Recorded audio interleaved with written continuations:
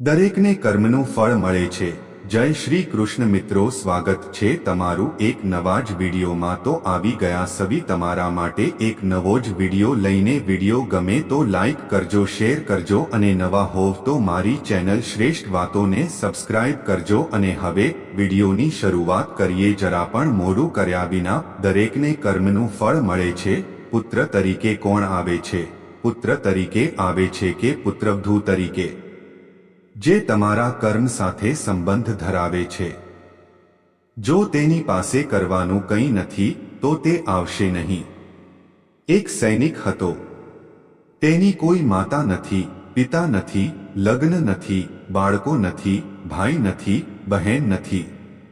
એકલો તે સૈન્ય માટે તેની કમાણી બચાવતો હતો અને થોડા દિવસોમાં તેનો પરિચય એક શેઠજી સાથે થયો, જેઓ સેનાને સામાન સપ્લાય કરતા હતા અને મિત્રો બની ગયા। શેઠજીએ કહ્યું, તમારી પાસે જે પણ પૈસા છે તે તમે મને આપી દો। જો હું તેને ધંધામાં રોકીશ તો પૈસા વધશે, માટે તમે આપો। સૈનિકે શેઠજીને પૈસા આપ્યા। શેઠજીએ પોતાનો ધંધો શરૂ કર્યો। તેનો ધંધો ફૂલ્યો ફાલ્યો, તેને ઘણી કમાણી થવા લાગી, ધંધો વધ્યો। માત્ર થોડા દિવસ દરમિયાન ઝઘડો થયો। યુદ્ધમાં સૈનિક ઘોડા પર સવાર થઈને લડવા ગયો। ઘોડી એટલી બેફામ હતી કે તમે જેટલી સખત લગામ ખેંચી તેટલી જ ઝડપથી તે દોડી। ખેંચતી વખતે તેના પગ પણ કપાઈ ગયા હતા, પરંતુ તે દોડીને દુશ્મનના ધ્યેયમાં ઊભી રહી ગઈ હતી। દુશ્મનોએ હુમલો કર્યો, સૈનિક પણ મરી ગયો, ઘોડી પણ મરી ગઈ।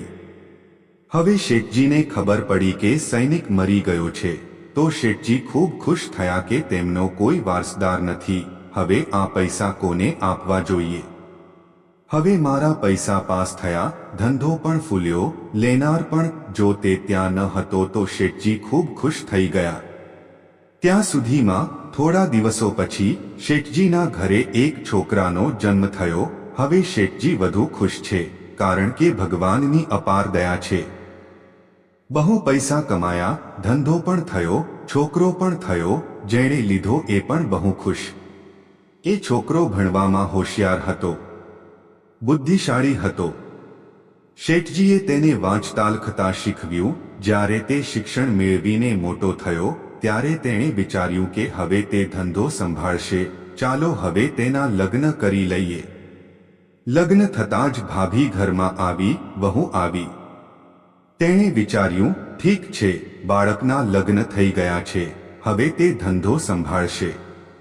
પણ થોડા દિવસો પછી બાળકની તબિયત બગડી અને હવે શેઠજી ડોક્ટર પાસે દોડી રહ્યા છે।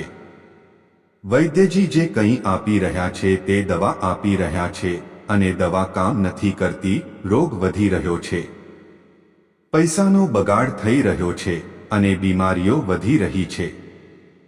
હા, રોગનો ઈલાજ નથી થઈ રહ્યો, પૈસા પુષ્કળ ખર્ચાઈ રહ્યા છે। હવે આખરે ડોક્ટરે કહ્યું કે આ રોગ અસાધ્ય બની ગયો છે, હવે તેને અસાધ્ય રોગ છે, આ બાળક 2 દિવસમાં મરી જશે। જ્યારે ડોક્ટરે જવાબ આપ્યો, શેઠજી બાળક સાથે નિરાશ થઈને રડતા રડતા આવી રહ્યા હતા। તે રસ્તામાં એક માણસને મળ્યો।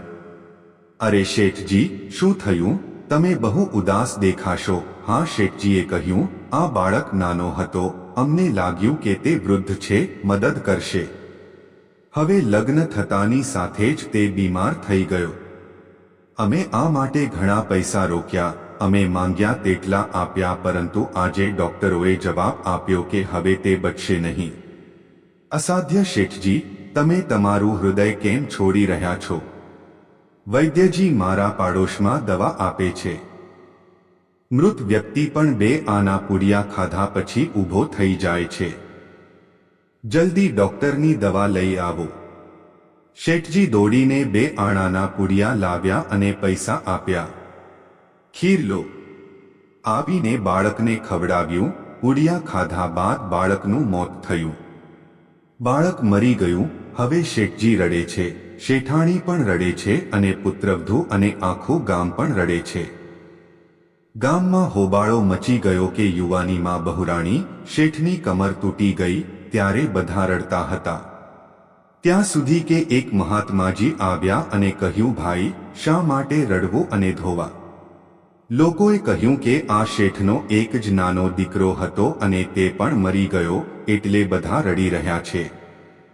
દરેક જણ ઉદાસી અનુભવે છે. મહાત્માએ કહ્યું, શેઠજી, તમે કેમ રડશો? શેઠ મહાત્મા, જેનો યુવાન પુત્ર મૃત્યુ પામશે તે રડશે, નહીં તો મહાત્મા શું કરશે? હા, ધંધાના પૈસા મળ્યા ત્યારે હું ખુશ હતો. મહાત્મા, તે દિવસે તમારી ખુશીની કોઈ સીમા નહોતી. શેઠ, કયો દિવસ? મહાત્મા, જે દિવસે સૈનિકનું મૃત્યુ થયું, મેં વિચાર્યું કે હવે મારે સામાન માટે પૈસા પણ ચૂકવવા પડશે નહીં. ઘણું બનો ચાલ્યો ગયો, ધંધો ફૂલ્યો ફાલ્યો, હવે તમારે પૈસા પણ ચૂકવવાના નથી. ખૂબ ખુશ હતો. સેટ કરો. હા સર, ખુશ હતો. મહાત્મા, તે દિવસે તમારી ખુશીની કોઈ સીમા ન હતી. ખબર નથી કેટલી મીઠાઈઓ વહેંચાઈ હતી. શેઠ, કયા દિવસે? મહાત્મા, જે દિવસે છોકરો થયો હતો. શેઠ મહારાજ, છોકરો જન્મે ત્યારે બધા ખુશ થાય. હું પણ એક થઈ જાઉં તો શું થાય? મહાત્મા, તે દિવસે તમારા પગ ખુશીથી જમીનને સ્પર્શ્યા ન હતા. શેઠ, કયો દિવસ છે? મહાત્મા, જે દિવસે દીકરાના લગ્ન થવાના હતા. જ્યારે શેઠ મહારાજના પુત્રના લગ્ન થાય છે ત્યારે દરેક વ્યક્તિ ખુશ થાય છે, તેથી હું પણ ખુશ થઈ ગયો. મહાત્મા, જ્યારે તે આટલી વખત ખુશ થયા તો પછી શેઠ મહારાજ, નાની વાત પર કેમ રડો છો? છે યુવાન પુત્ર મૃત્યુ પામ્યો તે નાની વાત છે. મહાત્મા, અરે શેઠજી, એ જ સૈનિક પૈસા લેવા પોતાના પુત્રની જેમ ઊભો થયો છે. વાંચન, લેખન, ખાવું, પહેરવેશ, શોખ અને મેકઅપમાં મારાથી બને તેટલો ખર્ચ કર્યો. બધું લગ્નમાં ગયું. અને વ્યાજ વસૂલીને તબીબોને અપાવ્યું. હવે જ્યારે 2 આણા બચ્યા હતા ત્યારે તેણે તે પૈસા વૈદ્યજીને આપી દીધા અને પુડિયા ખાધા પછી તે ચાલ્યો ગયો. હવે કર્મોની આપલે પૂર્ણ થઈ ગઈ છે.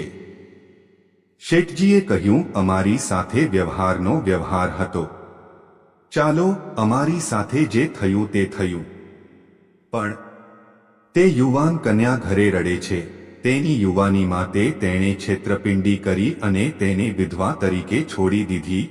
તેનો શું ગુનો હતો તેની સાથે આવો ગુનો કર્યો?